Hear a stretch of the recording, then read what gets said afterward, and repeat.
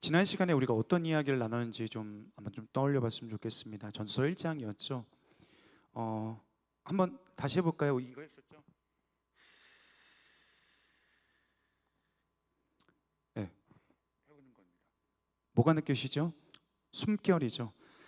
이것이 우리의 인생이라고 했습니다. 우리의 인생은 숨결처럼 짧고 통제할 수 없는 것이 우리의 모든 사람들의 삶이라고 했어요. 그래서 전도자는 이 짧고 통제 불가능한 우리의 인생에 지혜가 필요하다고 했습니다. 지혜는 이 세상의 어떤 지식, 경험들을 말하지 않아요. 어떤 것입니까? 이 지혜는 내 인생이 숨결 같다는 것을 인정하는 지혜예요. 또 한 가지는 무엇입니까? 그렇기 때문에 이 짧고 통제 불가능한 인생 가운데 하나님의 필요를 더 깊이 있게 느끼는 지혜죠. 그 지혜가 우리 가운데 있어야 한다라고 전도자는 이야기합니다. 어때요? 저 한 주 동안 되게 많이 불었거든요. 설교 준비하다가 답답하면 불고, 이렇게 서준이 키우다가 애 보다가 답답하면 불고, 제 마음대로 뜻대로 안 되면 막 그 답답하면 불고 그랬거든요. 때때로 여러분의 인생 속에서, 삶 속에서 무언가 일이 내 생각대로 풀리지 않을 때 한번 불면서, 그리고 하나님을 떠올리셨으면 좋겠어요. 내 인생이 이것과 같구나. 그래서 하나님이 필요하구나. 이것들을 좀 떠올리는 여러분의 삶이 되었으면 좋겠습니다. 오늘은 좀 다른 이야기를 하겠습니다. 전도서 2장 말씀입니다. 최근에 여러분 어느 곳을 여행을 해봤습니까? 어떤 곳에 좀 다녀와 봤습니까?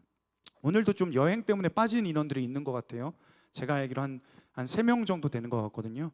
되게 좋은 날들이겠죠? 너무 기쁘겠죠? 되게 더웠으면 좋겠습니다. 그죠? 비가 막 많이 왔으면 좋겠어요. 네. 그래라 막 이렇게.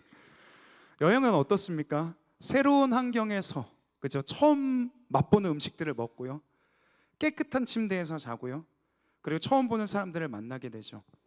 여행은 우리에게 늘 새로운 느낌을 줍니다. 너무 막 꿈 같지 않아요? 딱 여행 고단한 일정을 마치고 그 깨끗한 침대에 들어가면, 딱 정돈된 그 침대에 들어가면 기분 되게 좋잖아요. 막 꿈 같잖아요. 그런데 그런 꿈 같은 시간에도요, 끝이 항상 있죠. 마지막은 옵니다. 언젠간 집에 돌아갈 시간은 오게 돼요.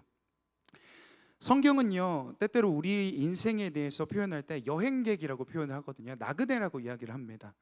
이러한 대표적인 성경 속의 인물이 누굽니까? 아브라함이라는 사람이죠. 창세기 12장 가운데 하나님께서 이 아브라함이라는 사람을 고향에서 빼내가지고 하나님께서 가라고 하신 곳으로 보내버렸습니다. 그래서 이 사람은 떠돌아다니는 유목민이에요.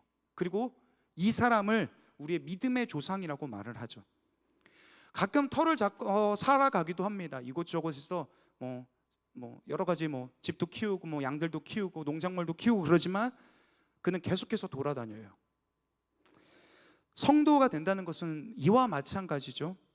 우리는 이 땅에서 영원히 뿌리 내리지 않습니다. 언젠간 돌아갈 곳이 있다는 것을, 그런 여행객이라는 것을 믿으면서 살아가는 존재가 바로 성도이죠. 이것이 이런 말은 아니에요. 이 땅에서 집도 살지 말아야 되고 옷도 한 벌만 가져야 되고 직장도 알바만 구해야 된다, 이런 얘기가 아닙니다. 우리 마인드에 대한 이야기죠. 태도에 대한 이야기입니다. 그래서 여러분이 만약에 이 마인드를 가지고 살아간다면, 성도로서 살아간다면, 이 가치관을 여러분의 친구나 여러분의 직장 동료에게 공유할 때 아마 이런 얘기를 들을지 모르겠어요. 아니, 왜 그렇게 살아야 돼? 어쩌면 여러분 이해 안 간다는 표정으로 여러분을 쳐다볼지도 모르겠습니다. 그런데 그게 맞죠. 왜요? 성도의 삶은 나그네와 부적응자로 살아가는 거니까요. 적응하면 안 돼요. 근데 문제는 뭡니까? 성도가 여행객이 아니라 거주민이 되는 거예요. 유목민이 아니라 거주민으로 살아가는 거죠. 거주민의 가치관, 거주민의 마인드, 거주민의 선택과 결정으로 살아가는 거예요. 완전 잘못된 세팅을 하는 거죠. 방향을 잘못 잡은 거예요. 그래서 오늘 전도서 2장은요, 우리에게 우리의 인생이 어디로 흘러가야 되는지, 무엇으로 나아가야 하는지, 우리의 목적이 무엇이 되어야 되는지, 그것에 대한 지혜를 우리에게 나누어 줍니다. 오늘 전도서는 이렇게 시작하거든요. 전서 1장 13절 말씀 한번 띄워주십시오. 같이 한번 읽어보겠습니다. 마음을 다하며 지혜를 써서 하늘 아래에서 행하는 모든 일을 연구하며 살핀즉 이는 괴로운 것이니 하나님이 인생들에게 주사 수고하게 하신 것이라. 이렇게 얘기를 하죠. 전도자는요, 마음을 다하며 이런 얘기를 합니다. 이게 어떤 의미냐면요, 히브리어로 나는 내 마음을 주었다 이런 의미를 갖고 있습니다. 이런 거죠. 정성을 다해서, 막 뜻을 다해서, 힘을 다해서, 애정을 가지고, 이런 얘기입니다. 정성을 다해서 전도자가 뭘 했습니까? 오늘 13절에 보니까 이렇게 되어 있어요. 하늘 아래에서 행하는 모든 일을 연구했대요. 살펴봤대요. 어떤 주제를 가지고 연구를 시작한 겁니다. 마치 프로젝트 같은 거죠. 정성을 다해서 자기 지혜를 사용해서 샅샅이 조사해보고 찾아보는 겁니다. 그래서 그토록 그가 찾아본 것이 무엇입니까? 2장 3절 하반절이거든요. 한번 띄워주시겠어요? 같이 한번 읽어보겠습니다.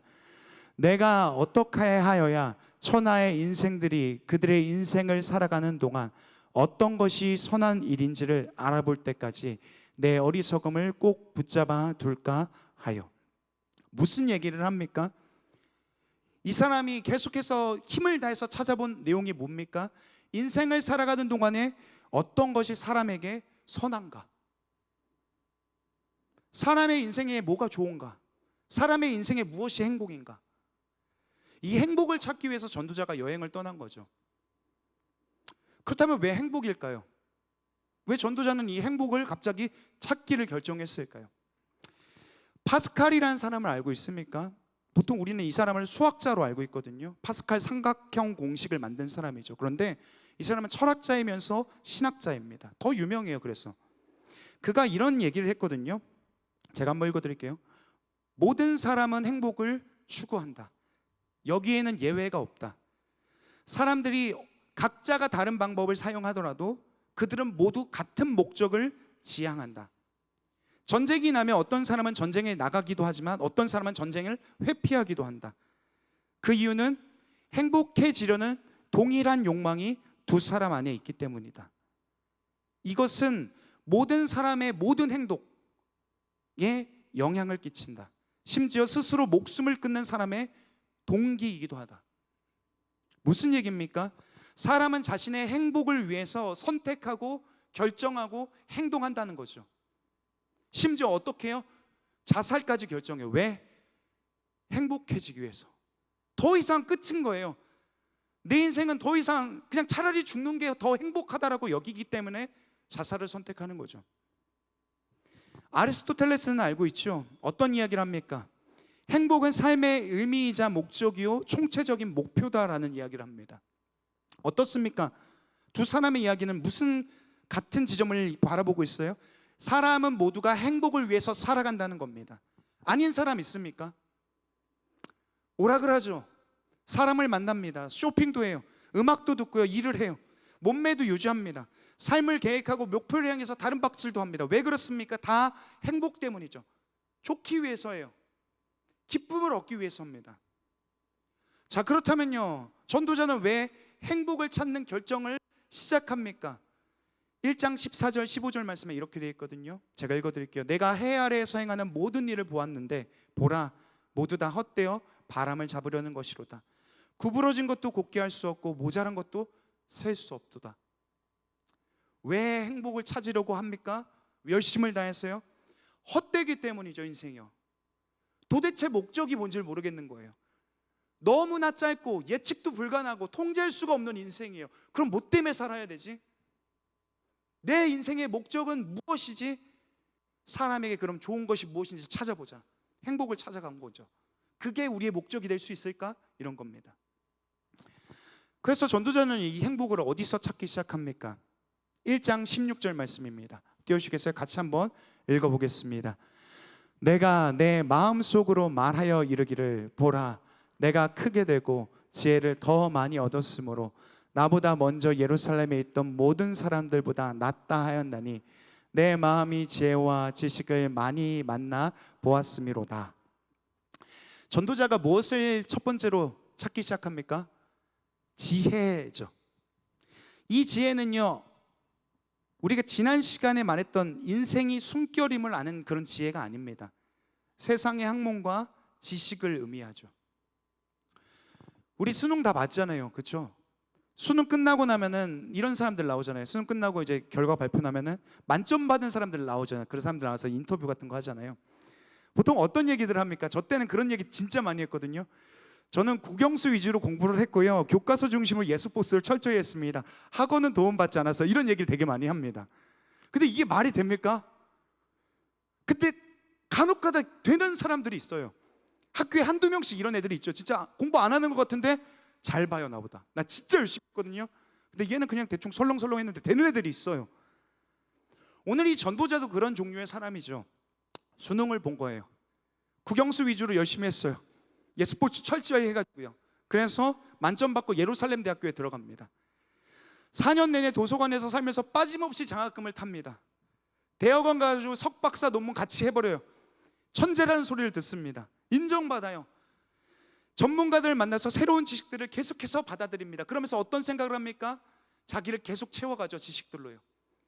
알면 더 행복하리라, 채우면 더 만족하리라, 더 만족스러운 인생, 행복의 길이 열리리라, 이런 생각하면서 살아가죠. 여기에 문제가 있습니까? 없어요. 하지만 전도자는 무엇이라고 얘기해요? 헛되다라고 얘기해요. 왜 그렇습니까? 전도자가 쌓아 올린 지혜와 지식도 인생의 모든 것을 다,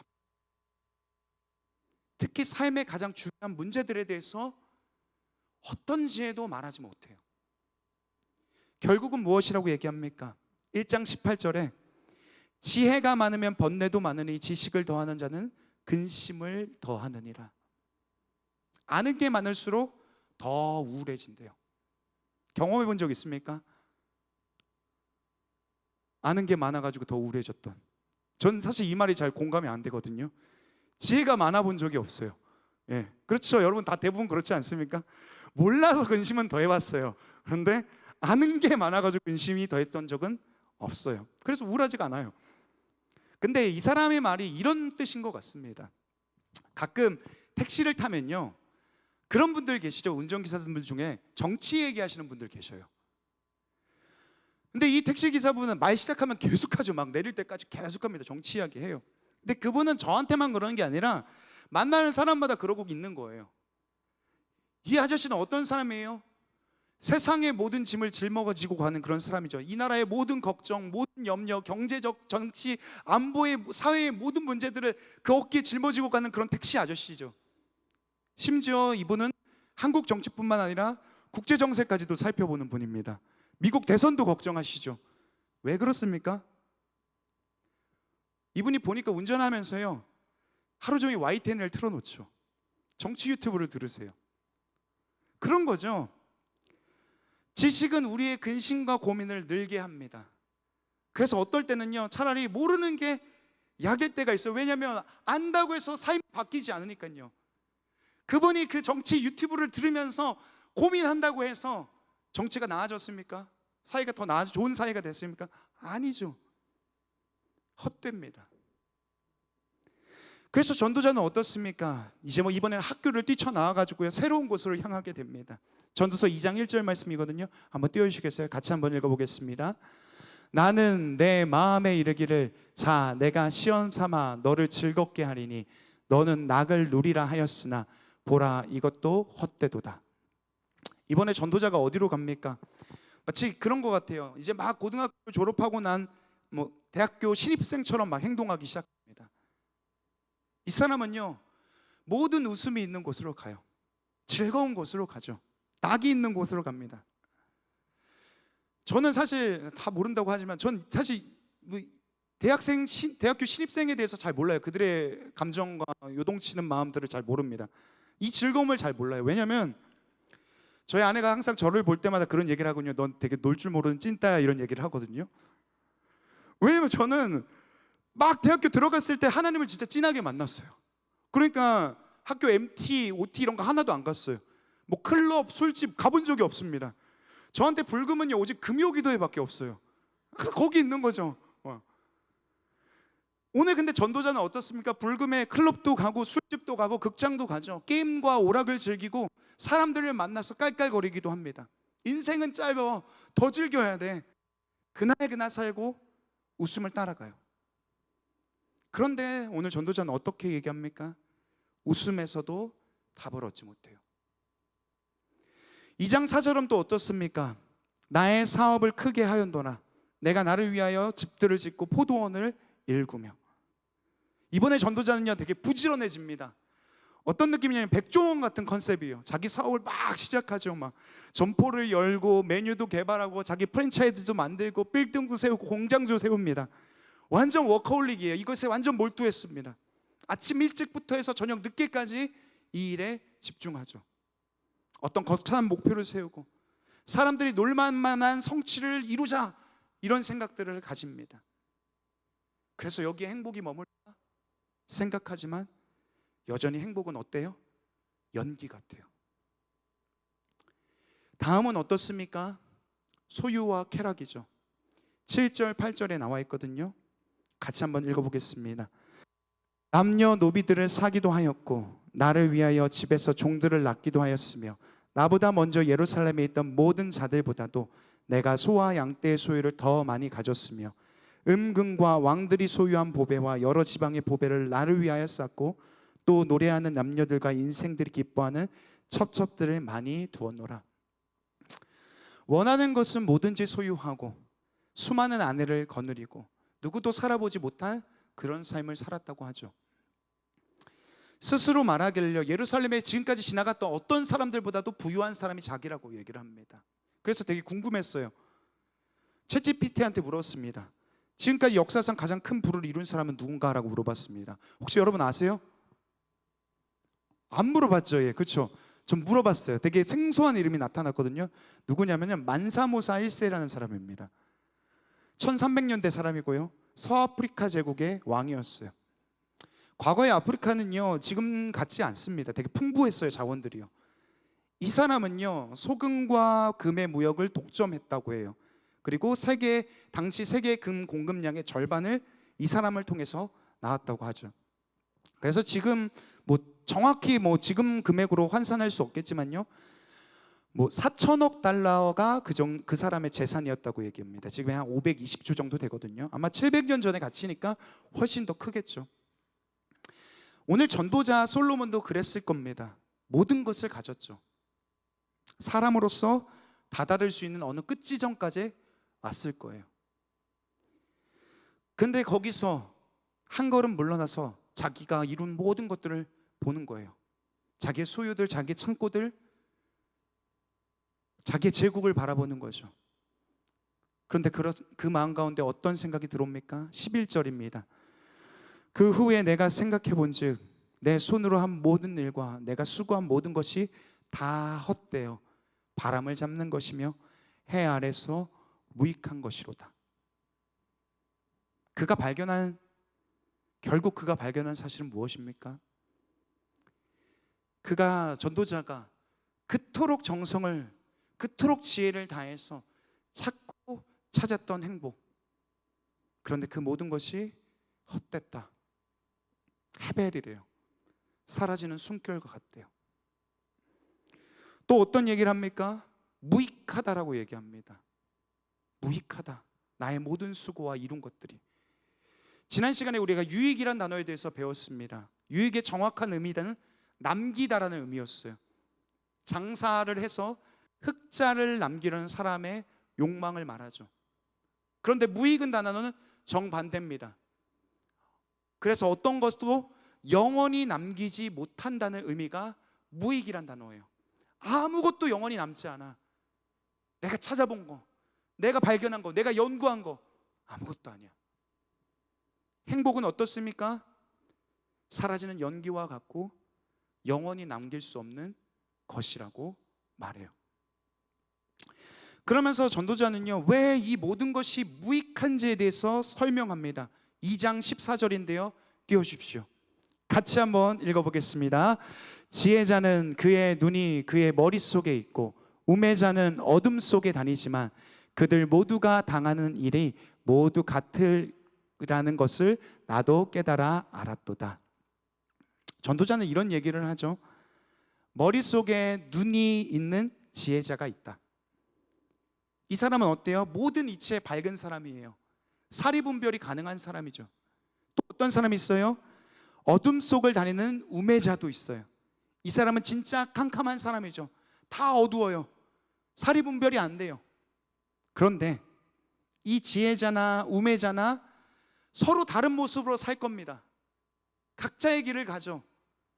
그런데 머지않아 이 두 사람을 똑같게 만드는 한 가지가 있다고 해요. 그게 뭡니까? 지혜자나 우매자나 같게 만드는 거요. 한 가지죠. 죽음이요. 우리는 지혜와 웃음과 큰 사업과 소유와 쾌락을 통해서 계속해서 행복하길 원하지만 왜 헛됩니까? 왜 무익합니까? 죽음이 있기 때문이죠. 죽음은 이 모든 것을 연기처럼 사라지게 만들어요. 그래서 전도자는 이런 말을 합니다. 2장 18절 말씀에 내가 해 아래에서 내가 한 모든 수고를 미워한다라고 얘기합니다. 미워한대요. 내가 지금까지 했던 거요. 미워하다는 단어는 전도서에서 처음 등장하고 여기서 마지막입니다. 증오하다라는 의미를 갖고 있거든요. 뭘 증오해요? 내가 한 수고를, 내 고생을, 내 땀을, 내 노력을, 내 애씀을 증오하고 미워한대요. 왜 그렇습니까? 그가 아무리 지혜로워도, 권력과 성취가 대단해도, 소유가 산처럼 쌓였어도 내 뒤에 오는 사람이 다 가져갈 거니까 내 모든 수고, 내 모든 노력, 결실들 그 사람이 다 가져갈 거니까 누군가 내 것을 가로채는 거죠. 경험해 본 적 있습니까? 내가 개고생해서 프로젝트를 했는데 누군가 가로채요. 내 직장 상사가. 내가 열심히 해서 준비했는데 인정과 칭찬은 다른 사람이 가져가요. 내가 과제 논문 열심히 레포트 작성했는데 저장 안 하고 그냥 꺼버렸어요. 헛되죠. 뭐 했나 싶습니다. 지금까지 전도자의 말을 정리해보면 이래요. 전도자는 찾아본 거죠. 이 헛된 인생 속에서 무엇이 사람에게, 인생에게 좋은 것인지 행복을 연구합니다. 지혜, 기쁨, 웃음, 소유, 쾌락, 사업. 근데 그 모든 것이 영원하지 않다라고 해요. 무익하다라고 얘기합니다. 연기 같다라고 말하죠. 죽음 앞에서 이 모든 것은 다 잊혀질 거라고 얘기해요. 어때요? 허무하죠. 굉장히 허무합니다. 그런데 이런 생각이 들었습니다. 왜 이렇게 얘기하죠? 인생을? 왜 이런 식으로 얘기를 해요? 제가 지난 시간에도 말했지만요, 전도자는 어떻게 해서든지 우리가 꿈에서 깨길 원합니다. 헛된 줄 알면서 헛되지 않은 척 살아가는 우리들이 이 꿈에서 깨어나길 원해요. 그래서 전도자는 어떻게 하는 겁니까? 뒤통수 빡 때리는 거죠. 꿈에서 깨라고요. 우리는 아무도 근데 꿈에서 깰 준비를 하고 있지 않아요. 그저 어떻게 합니까? 전도자가 했던 행동들을 반복하는 거죠. 여기에 행복이 있나 저기에 행복이 있나 기웃기웃대는 게 우리의 모습입니다. 파스칼은 그래서 이런 얘기를 해요. 인간의 죽음이나 불행, 무지를 사람은 치료할 수 없었기 때문에, 그래서 사람은 행복하기 위해서 그런 것에 대해서 생각하지 않기로 결정했다. 무슨 말이에요? 죽음을 해결 못하니까, 치료할 수 없으니까 그냥 잊어버려. 눈을 들여서 만족스러운 것을 찾아. 계속 오락가 기분 전환할 것들을 찾아. 그리고 잊고 살아. 스스로를 다독이면서 이렇게 살죠. 그런 우리들에게 전도자는 뒤통수를 때리는 거예요. 행복을 찾아 이리저리 기웃거리는 너 괜찮아? 직면하지 않고 시선을 돌리는 너 괜찮아? 이런 얘기를 하는 거죠. 그래서 전도자는 우리의 현실, 우리의 인생을 좀 더 똑바로 보게 하기 위해서 죽음을 말해요. 앞으로 죽음은 이 전도서에 계속되는 주제일 거예요. 깨어나라는 거예요. 정신 차리라는 겁니다. 그리고 우리가 생각보다 죽음에 가까이 있다는 것을 이제 고개를 끄덕여요. 인정하고 받아들일 때 우리의 관점이, 삶을 보는 관점이 조금씩 달라지기 시작해요. 전에도 한번 설교 때 말씀드렸던 한 책입니다. 빅터 프랭클린 쓴 죽음의 수용소라는 책이 있습니다.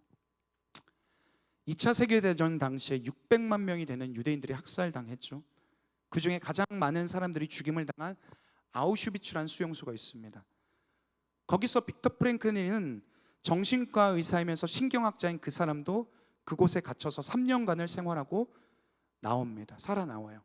그리고 책을 썼어요. 수용소의 사람들은 어땠을까요? 매일이 죽음이잖아요. 책을 보면 이래요. 어떤 사람들은 수용소에 도착하는 기차에서 내리자마자 샤워실로 간다고 해요. 그 샤워실이 뭐냐? 가스실이에요. 내리자마자 죽어요. 비실비실한 사람들, 어린아이들, 약자들, 노인들. 당시의 가스실은요, 가장 악명 높은 대량 학살 방법이었습니다. 근데 이거 외에도 여러 가지 죽음의 방법들이 있어요. 총살 당하기도 했고요, 의료 시험에 투입되기도 했고요, 강제 노동 당하기도 했고요, 굶주림과 질병 때문에 했습니다. 고문이나 처형을 당하기도 했습니다. 어때요? 죽음이 바로 여기 옆에 있잖아요. 죽음이 바로 붙어 있습니다. 그런 곳의 분위기가 어떨 것 같아요? 이런 얘기를 하거든요. 어떤 사람들은 이 죽음 앞에서 무력감과 절망감에 빠지기도 하고 살아남기 위해서 이기적인 행동을 했다라고 말해요.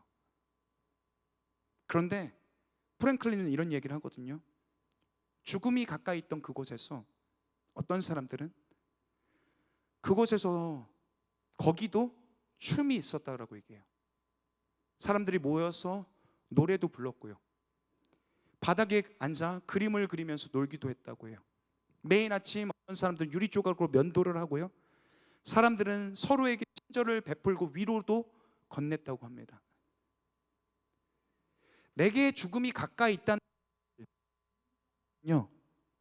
우리를 절망에 빠뜨리거나 자포자기하기보다 때로 우리의 삶을 더 의미 있게 또는 생기 있게 바꿔주기도 합니다. 전도자는요, 죽음을 우리에게 떠올리게 함을 통해서 우리 눈을 가리고 있었던 웃음, 쾌락, 소유, 어떤 성취, 이것들을 걷어치우고 우리 삶의 의미가 무엇인지에 대해서 말하고 있습니다. 무엇이 바른 목적인가? 무엇이 우리가 가야 될 방향인가? 그런 얘기를 하는 거죠. 그러면서 오늘 2장의 결론을 이야기합니다. 2장 23절, 24절 상반절이거든요. 같이 한번 읽어보도록 하겠습니다. 일평생에 근심하며 수고하는 것이 슬픔뿐이라 그의 마음이 밤에도 쉬지 못하나니 이것도 헛되도다. 사람이 먹고 마시며 수고하는 것보다 그의 마음을 더 기쁘게 하는 것은 없나니. 뭐라고 얘기합니까? 수고하고 애쓰는 것이 다 슬픔이래요. 밤에도 못 쉰대요. 여러분 중에 그런 사람들이 있잖아요. 계속 일을 하는 거죠. 밤에도 근심과 걱정에 둘러싸입니다. 그런 사람들이 있죠. 근데 이 허무한 인생들을 또 말하기 시작했던 이 전도자가 갑자기 방향을 전환합니다. 24절에 그래서 뭐라고 얘기합니까? 사람이 먹고 마시며 수고하는 것보다 그의 마음을 더 기쁘게 하는 것이 없다.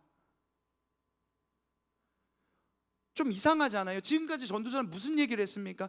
먹고 마시고 수고하는 거 다 헛돼, 다 연기 같아, 다 무익해, 이런 얘기 했잖아요. 근데 갑자기 무슨 얘기를 해요? 이것보다 기쁘게 하는 것이 없대요. 이것보다 행복하게 하는 것이 없다고 말해요. 무슨 생각이 듭니까? 전 이랬거든요. 뭐지, 너무 허무해가지고 미쳐버렸나, 이런 생각이 들었어요. 뭐 이런 건가? 어차피 죽을 인생이니까 먹고 마시고 그냥 잊으면서 살아라, 이런 건가? 근데 그런 게 아니에요. 진실한 전도자의 마음이에요. 사람이 먹고 마시고 수고하는 것보다 그의 마음을 더 기쁘게 하는 것이 없다. 사람은요, 모두 맛있는 거 먹으면 기분이 좋아요. 성취, 박수 받으면 기분이 너무 좋습니다. 저는 오늘 돼지고기 김치찌개가 너무 먹고 싶거든요. 그거 먹으면 너무 기분이 좋을 것 같아요. 그거 먹고 마시면은 뭐 너무 행복하겠죠. 가끔 설교를 잘해가지고 칭찬받아요. 목소리 너무 은혜가 됐습니다. 그러면 기분이 좋아요. 부정할 수가 없는 거예요. 우리가 이런 것들을 기뻐하는 거 악이 아닙니다. 기뻐하십시오. 여러분이 모두가 진짜 열심히 맛있는 거 먹으러 다녔으면 좋겠습니다. 너무 맛있으면 저한테도 사주러 오세요. 좋은 성취도 이루고 박수도 받으면서 인정받았으면 좋겠습니다. 함께 기쁘면 좋겠죠. 행복하면 좋겠습니다. 그런데 여기서 끝나지 않아요. 행복을 위해서 바쁘게 찾아다니는 이들에게 전도자가 하고 싶었던 얘기는 이겁니다. 24절 하반절입니다. 띄워주시겠어요? 같이 읽겠습니다. 내가 이것도 본즉 하나님의 손에서 나오는 것이로다. 이런 얘기죠. 전도서는 아들을 위한 책이라고 했잖아요. 자기 아들 솔로몬의. 내 아들아, 청년들아, 우리의 행복이 누구의 손에 있는지 아느냐? 어디에서 나오는지 알고 있느냐? 이 장 전체는요, 전도자가 행복을 찾아 떠났던 여행입니다. 그는 마음을 다해서 지혜를 다해서 행복을 찾고 연구했습니다. 그는 인생이 도달해야 될 목표가 무엇인지를 찾고 싶었습니다. 그리고 나서 그가 내리는 한 가지 결론은 무엇입니까? 행복이란 우리가 애써서 찾아야 되는, 발버둥 쳐서 찾아야 되는 그런 것이 아니라 행복은 하나님이 우리에게 주시는 것이다. 선물이라고 얘기해요. 다르게 말하면 무엇입니까? 우리 인생의 목적은 행복에 있지 않다고 말해요. 왜냐하면 잡을 수 없는 거니까요. 연기처럼 빠져나가 버리는 거니까요. 그렇기 때문에 전도자가 말하는 우리의 삶은 이 행복을 통제하거나 지배하는 것이 아니라 행복을 누리는 거예요. 하나님이 우리에게 주신 선물을 누리면서 살아가는 겁니다. 그런데 우리는 이걸 알지 못하죠. 계속해서 우리는 통제하려고 해요. 일과 재산과 사람과 세상을 통해서 자신의 목표, 행복을 달성하려고 하죠. 여러분 최근에 생일이었던 사람 있습니까? 한번 손 좀 들어보세요. 2월달 생일이다. 생일 없습니까? 2월에 안 태어났나 아무도? 네. 있죠. 2월에 생일인 사람요. 선물 받았지 않습니까? 근데 여러분들 중에 그런 사람 있습니까? 뭔가 더 큰 것을 가지기 위해서 선물 받은 거 당근에다 판 사람 있어요? 아니면 선물 받으면 돈으로 달라고, 야 나 이거 너 가져가고 나 돈으로 그냥 줘, 이렇게 하는 사람 있습니까? 없죠. 그건 선물의 바른 사용이 아닙니다. 선물은 뭐예요? 선물이에요.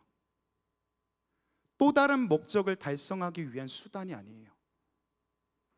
오늘 여러분에게 주어진 것을 기쁨으로 누리고 만족하는 거예요.